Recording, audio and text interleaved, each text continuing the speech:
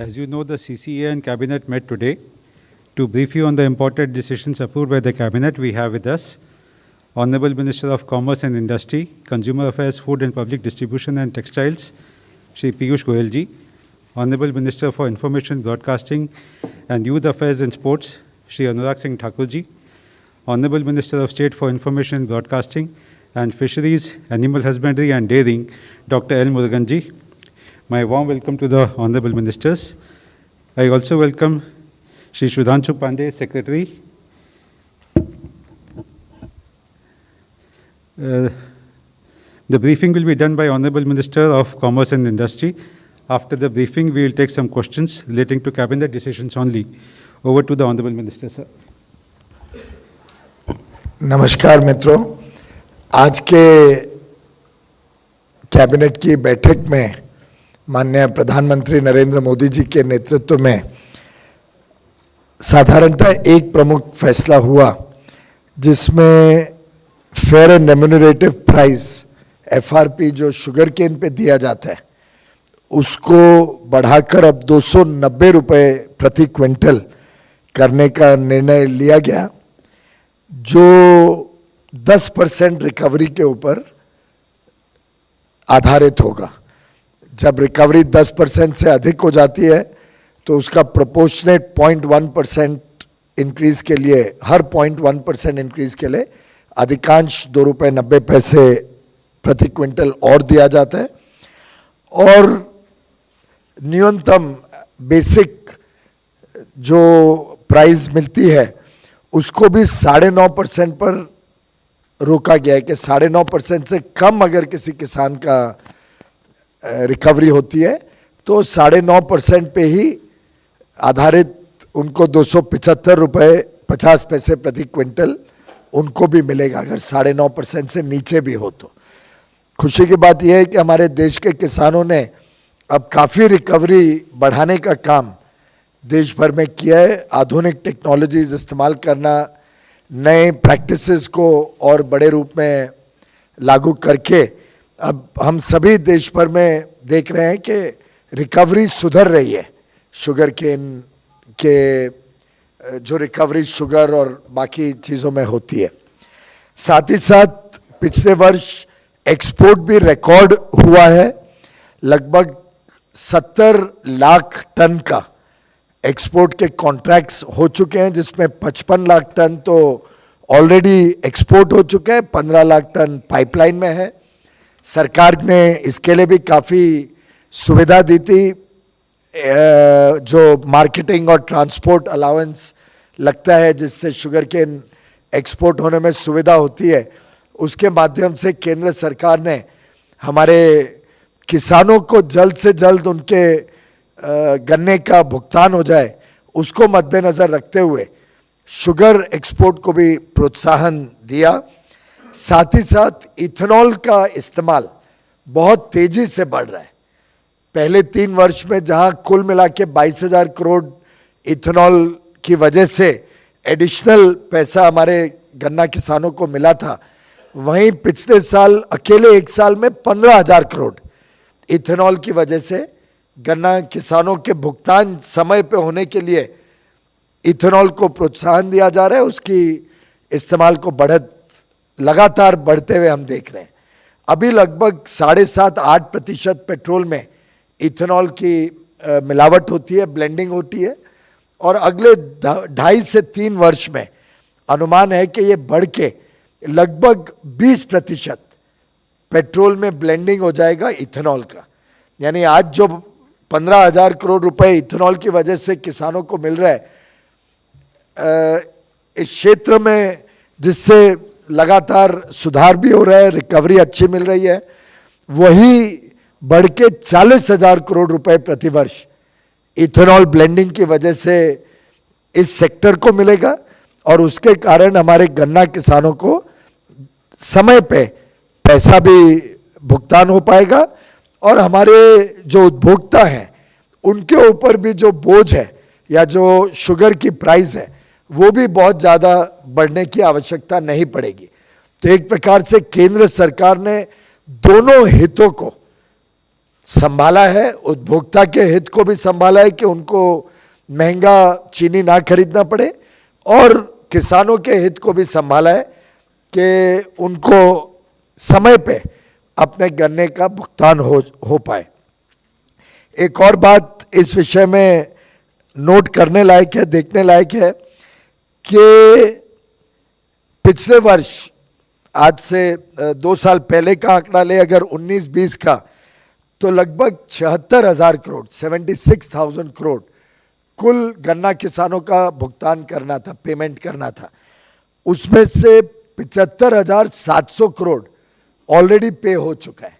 तो यानी सिर्फ 142 करोड़ 142 करोड़, ये तो कोई टेक्निकल कैलकुलेशन वगैरह का विषय भी हो सकता है, उतना ही बाकी है भुगतान करना 19-20 वर्ष का।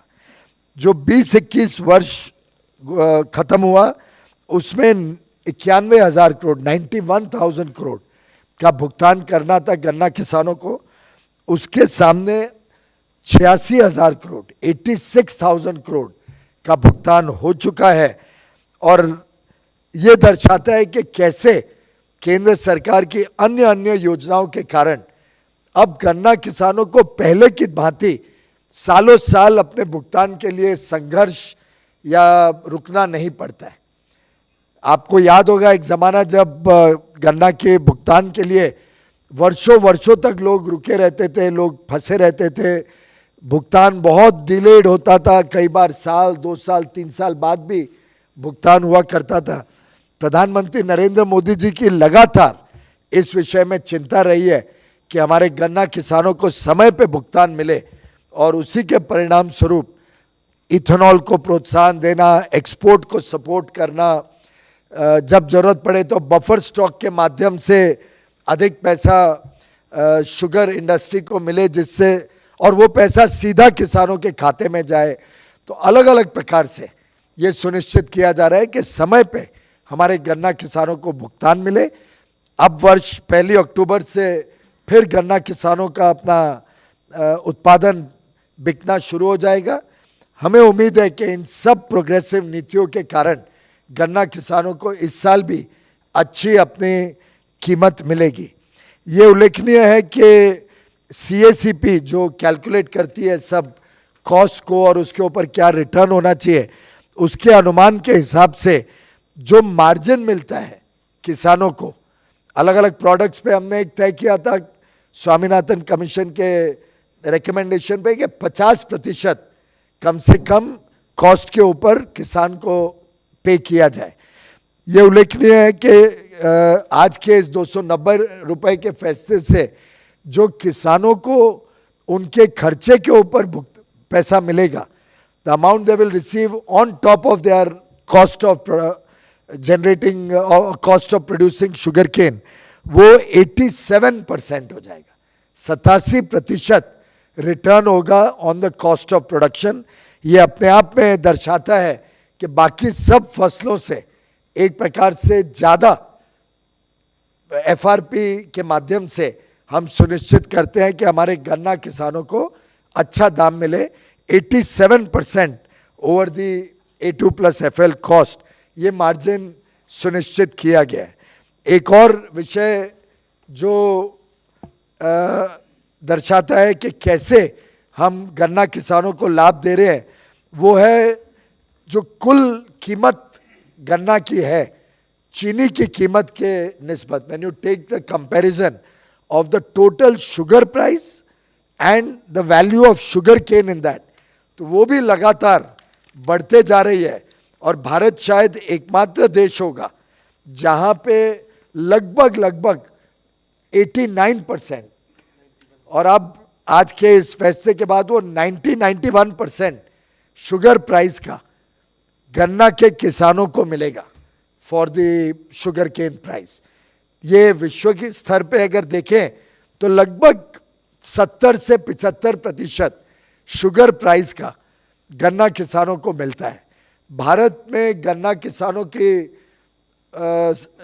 को और ज़्यादा प्राइस मिले, उसकी चिंता लगातार प्रधानमंत्री नरेंद्र मोदी जी ने की है, जिसके कारण लगभग 90% जो शुगर की रिकवरी होती है वो दाम गन्ना किसानों को मिलेगा।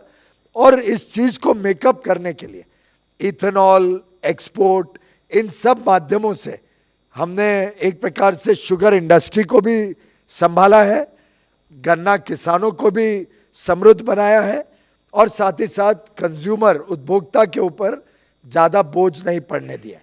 तो ये एक प्रधानमंत्री जी के काम करने की एक विशेषता जो हमने बहुत सारे क्षेत्रों में देखी है।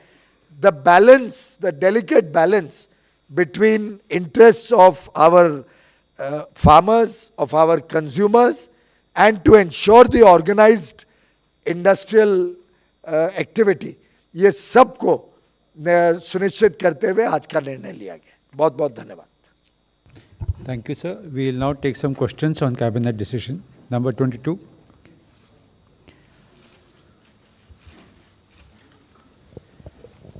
सर, मैं लक्ष्मण हूँ CNBC आवाज़ से। मेरा सवाल ये है कि गन्ने के FRP में जो 5 रुपये प्रति क्विंटल की बढ़ोतरी की गई है, इस बढ़ोतरी से गन्ना किसानों को अगले शुगर सीजन में कुल कितना अतिरिक्त FRP यानी पैसा मिल पाएगा? दूसरा सवाल, जो लगभग इस वर्ष 90-91 हजार करोड़ रुपए मैंने अभी बताया, अनुमान है कि अगले वर्ष वो 1 लाख करोड़ रुपए हो जाए। दूसरा सवाल यह है कि गन्ने की FRP के आधार पर आमतौर पे एथेनॉल की कीमत और चीनी की MSP तय होती है, तो क्या आने वाले दिनों में जिस तरीके से हमने FRP बढ़ाया उसी तरीके से एथेनॉल की कीमत वो और MSP फॉर्मूला बढ़ोतरी ड्रिवन है। जो पेट्रोलियम कंपनीज ने ट्राइपार्टाइट एग्रीमेंट किया है इथेनॉल का, वो एक फॉर्मूला ड्रिवन है। फॉर्मूला के हिसाब से वो कीमत लगातार रिवाइज होती रहती है। 116.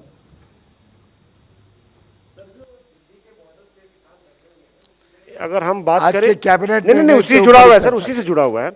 उसमें ज़्यादातर जो है वेस्ट यूपी से गन्ना किसान है, और जो आप लोगों ने FRP बढ़ा दिया है 5 रुपये और लगभग 86,000 करोड़ का पेमेंट भी हो चुका है 20-21 में, तब आपको क्या उनसे अपील करेंगे और आपको उम्मीद है कि वो वापस लौटेंगे? क्योंकि गन्ने की कीमत एक बड़ा इशू था उनके लिए। आज तो कैबिनेट में ये निर्णय हुआ है, इसके ऊपर कोई सवाल हो तो हम जवाब दे सकते 156.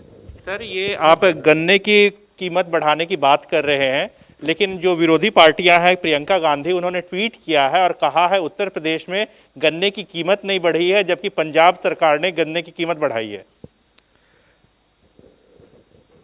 मुझे लगता है कि उत्तर प्रदेश हो या पंजाब हो, उनकी अपनी स्टेट एडमिनिस्ट्रेड प्राइस रहती है, तो वो स्टेट का विषय है। हम जो FRP तय करते हैं वो एक राष्ट्रीय स्तर पे FRP तय होती है। स्टेट्स जो इसको फॉलो करते हैं उस पे FRP लागू होता है, बाकी स्टेट्स, कुछ स्टेट्स अपने आप तय करती हैं। Number 58. सर, ये गन्ने का बकाया जो है खासतौर से चीनी मिलें जो वेस्ट यूपी में है, काफ़ी बकाया आप ये है। मास्क उतार के बोलें तो समझ में आएगा। सर, ये गन्ने का जो बकाया है और ख़ासतौर से गन्ने की कीमत जो वेस्ट यूपी के किसान हैं उनको काफ़ी दिक्कतों का सामना करना पड़ा है हाल के दिनों में, और चीनी मिलों ने उनका दाम नहीं चुकाया है, जिससे उन्हें काफ़ी दिक्कतें आई हैं। तो ये कोई आंकड़ा है सरकार के पास कि क्या कितना चुकाया गया है गन्ना किसानों को और कितना उनका बकाया है? आप शायद वो दिन भूल रहे हैं जब एक ज़माना था कि सालों साल तक यूपी की चीनी मिलें गन्ना किसानों को अपना पैसा नहीं दिया करती थी। संघर्ष करना पड़ता था, सड़कों पे आना पड़ता था अपना पैसा रिकवर करने के लिए। मैं माननीय योगी आदित्यनाथ जी, मुख्यमंत्री जी को बधाई दूंगा कि उन्होंने लगातार इस विषय को अपने पूरे कार्यकाल में बहुत संवेदना के साथ और बहुत सख्ती से इस विषय के ऊपर चिंता की, और हर वर्ष उन्होंने सुनिश्चित किया कि समय पे गन्ना का भुगतान हो जाए। मेरे पास जो आंकड़ा है 24 अगस्त तक का, उसके हिसाब से उत्तर प्रदेश में लगभग 120 चीनी मिलें ऑपरेट करती हैं, और उन्होंने कुल पिछले वर्ष 2021 में 1026 लाख टन अंदाजन केन क्रश किया था।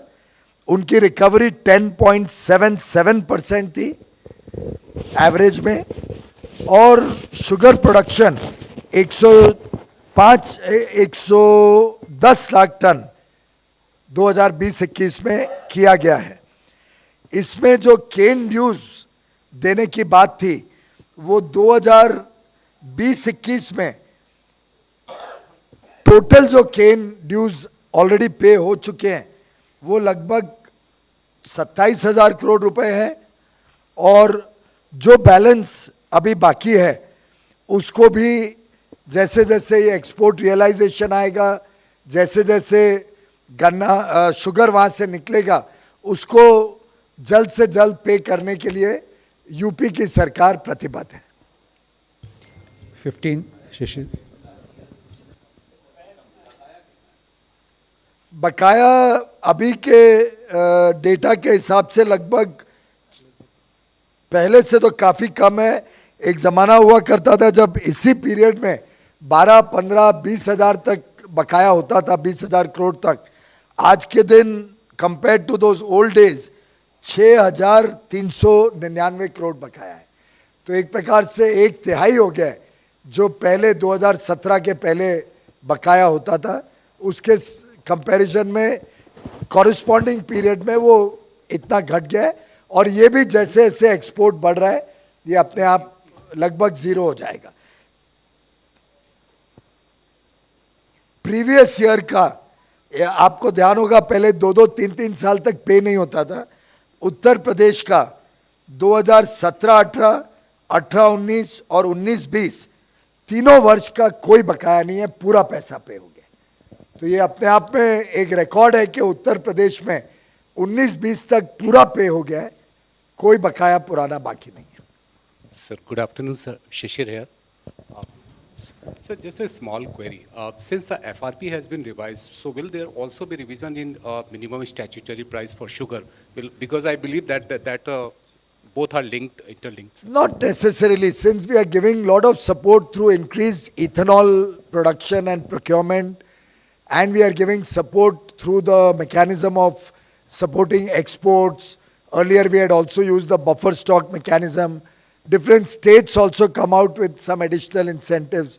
Considering all of these factors, we do not see any reason for, at the present moment, increasing the selling price.